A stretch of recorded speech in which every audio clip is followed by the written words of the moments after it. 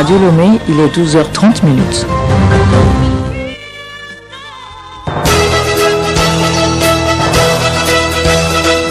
Le journal Odette Pira. Très heureuse de vous retrouver ce matin. Bonjour. Au sommaire de cette édition, la sécurité des réfugiés, la traversée des frontières par des éleveurs au centre d'un atelier ce mercredi à Lomé. La rencontre vise à terme une libre circulation des biens et des individus. L'une des causes des accidents de circulation est liée au dépassement défectueux. Comment doit-il se faire pour éviter les accidents de circulation? La réponse dans ce journal. Des cas de dengue sont enregistrés ces derniers jours dans des centres de santé au Togo. Il s'agit d'une infection virale transmise à l'homme par la piqûre de moustique. On en parle également dans cette édition. Sport football, la 27e journée de la D1 Lonato se joue ce week-end. Une journée où le champion et les relégués peuvent être connus. Radiolomé.tg. Bienvenue à tous. Les acteurs régionaux de la sécurité et de la protection des réfugiés sont en concertation ce mercredi à Lomé.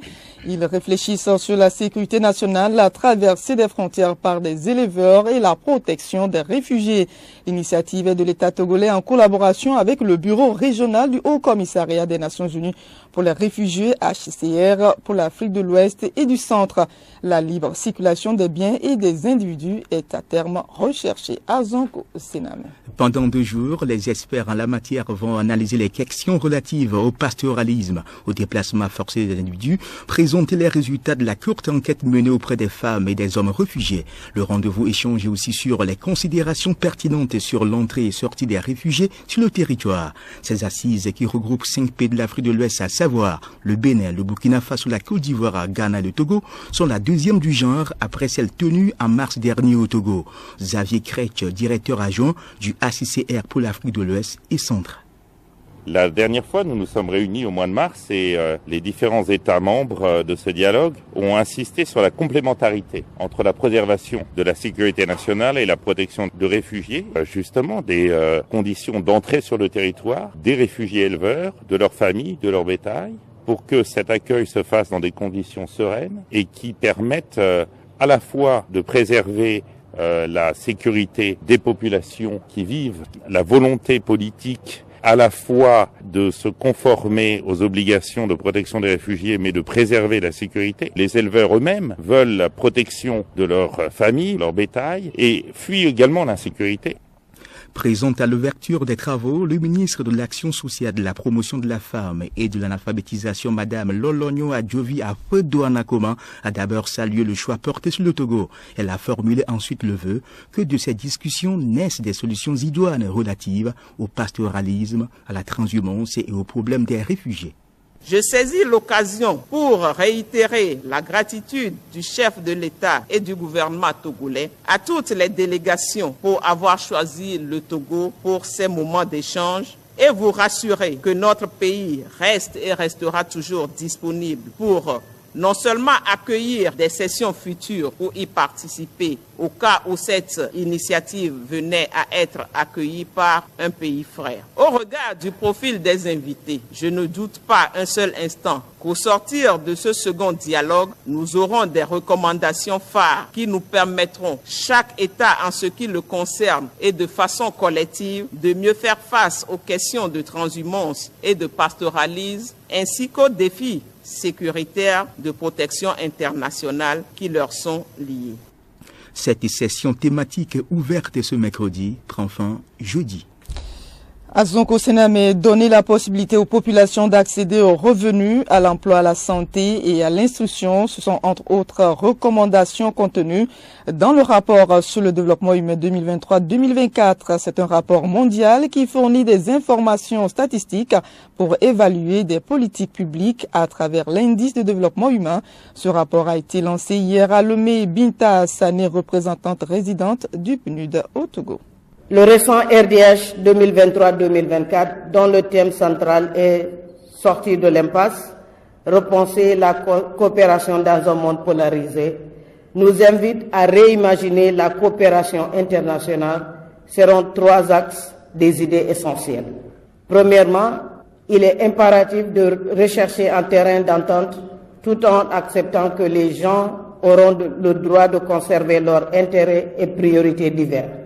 Deuxièmement, nous devons permettre aux gens de poursuivre leurs ambitions légitimes de sécurité humaine sans protectionnisme. Troisièmement, nous avons besoin d'une architecture du XXIe siècle pour la coopération internationale afin de fournir des biens publics mondiaux. Parlons de notre environnement. Le Togo lutte contre le réchauffement climatique. Pour ce faire, des échanges ont débuté hier pour valider la stratégie environnementale. L'objectif est d'adopter le document pour la réduction des émissions de gaz à effet de serre à l'horizon 2030. Angèle Hontodi.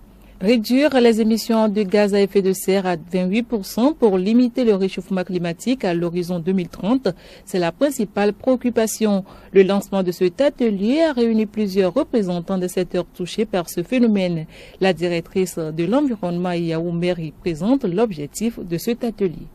L'atelier a pour objectif la validation de la vision nationale à long terme et sobre en carbone. Le Togo étant parti à la Convention cadre des Nations Unies et à l'accord de Paris, il a été stipulé dans l'article 12 de l'accord de Paris que tous les pays doivent élaborer des stratégies à long terme. Donc, projeter son développement dans l'avenir et ce développement doit être sobre en carbone, c'est-à-dire peu émettrice de gaz à effet de serre et résilient aux effets néfastes des changements climatiques.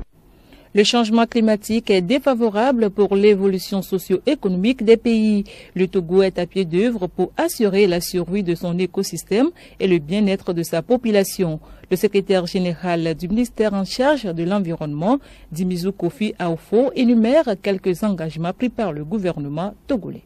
Le gouvernement s'est engagé à apporter une réponse durable aux risques climatiques majeurs à travers des aménagements ciblés comme l'érosion côtière. Le gouvernement élabore un programme de mobilité verte dont l'objectif principal est de définir et mettre en œuvre un plan de mobilité centré sur les transports électriques. Le gouvernement envisage également la refonte de la législation environnementale en vue de tenir compte notamment des changements climatiques. Ainsi, les travaux sont en cours pour l'adoption d'une loi sur les changements climatiques et le décret numéro 2023-034-PR du 15 mars 2023 relatif au mécanisme de carbone a été pris afin d'encadrer la participation du Togo à l'article 6 de l'accord de Paris. De manière globale, près de 40% des projets considérés ont connu un démarrage effectif et plusieurs initiatives sont présentement en cours pour non seulement renforcer les capacités d'adaptation des populations et des écosystèmes, mais aussi de réduire les émissions de gaz à effet de serre.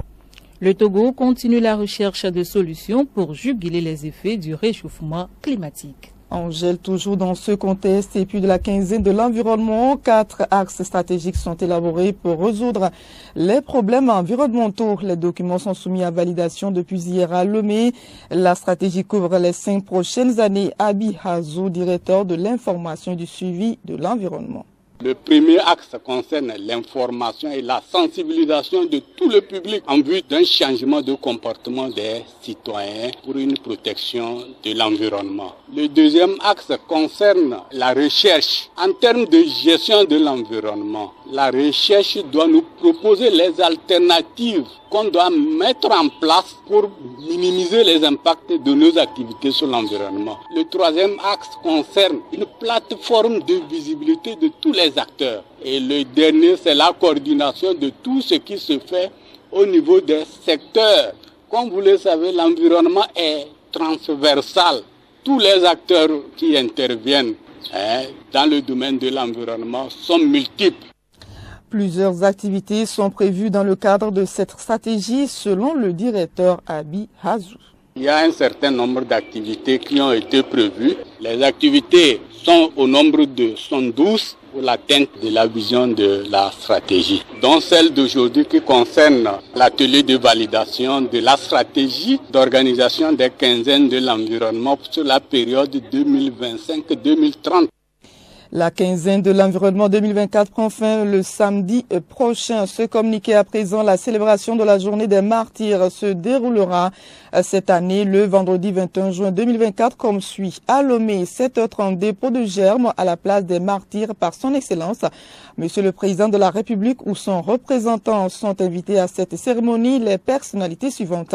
Les présidents des institutions de la République, les membres du gouvernement, les honorables députés à l'Assemblée nationale, le général de brigade, les chefs d'état-major général des forces armées togolaises, les chefs d'état-major des armées, les directeurs de cabinet, les attachés de cabinet, les secrétaires généraux et directeurs centraux des ministères, les secrétaires généraux des préfectures du Golfe et d'Aguenivé, les chefs cantons du Grand Lomé, préfecture du Golfe et d'Aguenivé.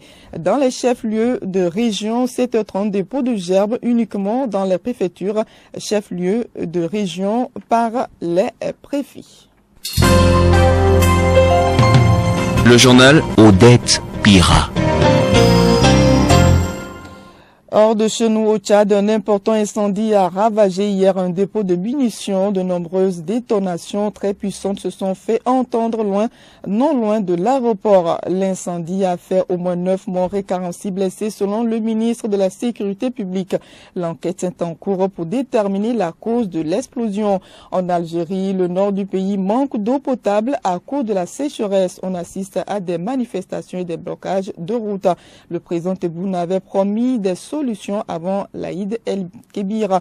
La population, elle, dénonce des promesses non tenues.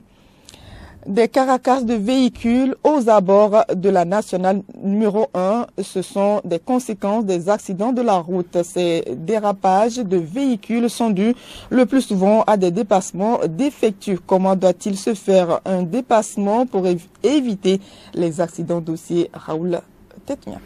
Un véhicule opère un dépassement quand il quitte l'arrière pour se placer devant un autre véhicule immobilisé ou en marche. Beaucoup d'accidents sont dus pour la plupart à des dépassements non autorisés. Ces accidents se produisent généralement sur les ponts, dans les virages et sur les montées.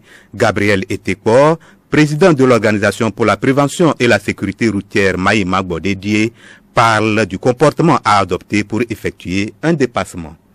Cela demande beaucoup de praticabilité des règles initiées par le code de la route avec beaucoup de prudence.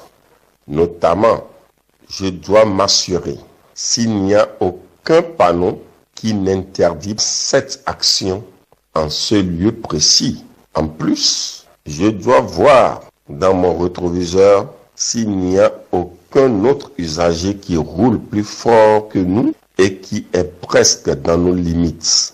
Je dois aussi vérifier dans le sens inverse ceux qui viennent, quelle est la distance qui nous sépare. Et je dois vérifier si l'usager roulant devant moi m'a bien compris ou s'il a saisi mon message. Le conducteur qu'on doit dépasser doit également prendre des précautions pour faciliter le dépassement à celui qui est à l'arrière. Retrouvons Gabriel Etekor. Le véhicule qui fait le sujet de dépassement peut empêcher le conducteur venant en toute vitesse et qui le suit de ne pas rentrer dans une situation désastreuse pour plusieurs raisons. Peut-être étant proche d'un virage ou une colline ou bien d'un pont ou un rétrécissement de chaussée ou carrément d'une situation de danger quelconque. Ce conducteur expérimenté peut activer ses clignotants de gauche pour livrer son message de danger au devant. La prudence et le respect scrupuleux des prescriptions du code de la route sont les maîtres mots pour une circulation routière sûre. Crise, vertige, essoufflement, fatigue, douleur au niveau des os et des articulations. Voilà quelques manifestations de la maladie appelée drépanocytose. Affection de sang qui provoque la déformation, voire la destruction des globules rouges. Ce mal héréditaire complique souvent la vie des personnes souffrantes. Le 19 juin de chaque année est consacré à former et à sensibiliser la population sur cette maladie génétique. Cette campagne permet de récolter les fonds pour soutenir prévenir les familles et surtout les enfants drépanocytaires. Pas comme Johnson détaille les manifestations de cette affection. Maladie héréditaire, la drépanocytose se manifeste chez les personnes ayant reçu un gène muté de chacun de ses parents. Il existe des porteurs sains ayant un seul gène muté qui se présente aucun signe de la maladie. Déjà à l'âge de 3 mois, les manifestations cliniques apparaissent. Elles varient d'un individu à l'autre et imprévisibles. Ce sont principalement d'abord l'anémie chronique due à la diminution de la durée de vie de ces globules rouges qui deviennent plus fragiles. Ensuite, des crises très douloureuses, une mauvaise oxygénation des organes et des risques accrus d'infection, surtout chez les enfants. Seul un diagnostic peut déterminer la présence de cette maladie. Sport à présent, championnat national D1 Lonato, 27e journée. Le leader ASCO peut célébrer son titre à l'issue du week-end si ASTK et Gomido ne retardent pas l'échéance. Certains clubs de la zone de relégation pourront définitivement accompagner Dito en D2 Kim Boyode. À 9 longueurs du leader ASCO, ASTK avec 51 points peut réduire l'écart s'il gagne son adversaire Doumbé de Mango, 11e au classement avec 31 points. Le club de Mango a la certitude du maintien en première division.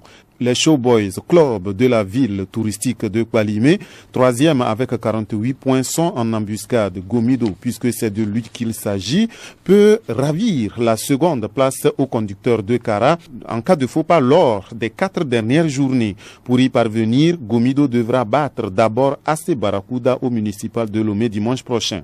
Le leader ASCO de Kara pourrait toutefois, du haut de ses 60 points actuels au compteur, creuser davantage l'écart sur ses poursuivants immédiats en recevant dimanche dans son entre à Kara les fiscalistes de l'ASOTR 4e avec 43 points. Semassi de Sokode 12e avec 27 points n'est pas encore sorti du danger. Il reçoit AS Bina 25 points en lutte aussi pour le maintien. Kakadel de Doufelgou 13e avec 26 points peut aussi quitter la zone de relégation. Ces 3 clubs, Semassi, AS Bina et Kakadle, se tiennent dans un mouchoir de poche. Bikenti, qui tire vers la 2e division, croisera les crampons avec Unisport 10e et assuré d'être maintenu en première division. Bolessou, déjà maintenu, reçoit Espoir de Zio pendant que Tambo réservera son hospitalité à Entente 2. Cette 27e journée commence vendredi et prend fin dimanche. Merci Clément. On revient sur ce communiqué. La célébration de la journée des martyrs se déroulera cette année le vendredi 21 juin 2024 comme suit. À Lomé, 7h30, dépôt de germes à la place des martyrs par son Excellence, Monsieur le Président de la République ou son représentant sont invités à cette cérémonie les personnalités suivantes. Les présidents des institutions de la République, les membres du gouvernement, les honorables députés à l'Assemblée nationale, le général de brigade, chef d'état-major général des forces armées togolaises, les chefs d'état-major des armées, les directeurs de cabinet, les attachés de cabinet, les secrétaires généraux et directeurs centraux des ministères, les secrétaires généraux des préfectures du Golfe et d'Aguenivé, les chefs cantons du Grand Lomé, préfecture Golfe et d'Aguenivé. Dans les chefs-lieux de région, 7h30 dépôt de germes, uniquement dans les préfectures chefs-lieux de région par les préfets. La dengue, une infection virale transmise à l'être humain par la piqûre de moustiques infectés. Au Togo, beaucoup de cas de dengue sont enregistrés ces derniers temps dans les formations sanitaires. Nous recevons dans ce sens comme invité Dr Talbouzouma Priska, responsable centre médico-social d'Amoutivé. Elle répond aux questions de Alice Berthe Barandao. Bonjour Dr Talbouzouma Priska. Bonjour. Dites-nous, quelles sont les maladies qui sont récurrentes dans les centres de santé en général aujourd'hui? Pour parler de ce que nous voyons à l'hôpital, actuellement, nous avons la dengue. Actuellement, nous sommes en épidémie de dengue. C'est toujours pas la piqûre d'un autre type de moustique qui est différent du type de moustique qui donne le paludisme. Paludingue, c'est quel type de paludisme ça? Comment l'autre se manifeste? C'est les mêmes symptômes comme le paludisme, seulement ça abat plus. C'est-à-dire que la fatigue que vous ressentez est extrême, surtout si vous avez une diminution de vos défenses déjà. Quand vous contractez cette maladie, vous êtes abattu, extrêmement fatigué. Et quand vous allez à l'hôpital, on fait la goutte épaisse. La plupart du temps, ça revient négative. Vous pouvez faire le TDL est négatif. On vous donne les traitements anti-palu 3 jours. Vous allez revenir et dire que vous ne vous sentez toujours pas bien. le temps de convalescence là peut aller de 2 à 1 mois. Donc vous ressentez toujours une fatigue extrême. Vous ressentez des douleurs rétro-orbitaires, c'est-à-dire que derrière les yeux, vous sentez que ça fait mal. Ça peut aller même jusqu'à l'hémorragie. Ça peut aller même jusqu'à toucher le rein. Alors, que faire si on ressent de tels symptômes? Si vous ressentez cette fatigue extrême, pour corriger cela, il faut vraiment vous hydrater. C'est-à-dire que je bois assez d'eau, même s'il ne fait pas chaud, je bois assez d'eau. Dès que je ressens le besoin, je bois de l'eau. Dès que je peux me renforcer, vitamine C, jus d'orange, jus de gingembre, tout ce qui peut m'amener de la vitamine C pour renforcer mon système immunitaire, parce que ce sont des virus et c'est le virus de la dengue. On n'a pas de médicaments contre les virus. C'est l'organisme même qui élimine le virus. Donc, il faut renforcer l'organisme pour qu'il puisse éliminer efficacement ce virus-là. Bien compris, docteur Talboussouma. Nous mettrons en pratique tous ces conseils et surtout, aimons dormir sous moustiquaire pour mieux nous protéger contre tout type de moustiques.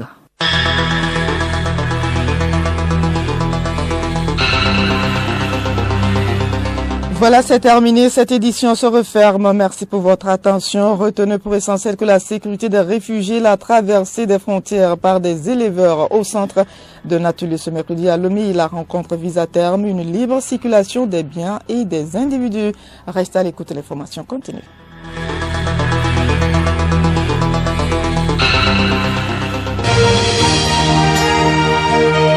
Radio Lomé, boîte postale 434, email radiolomé@radiolomé.tg.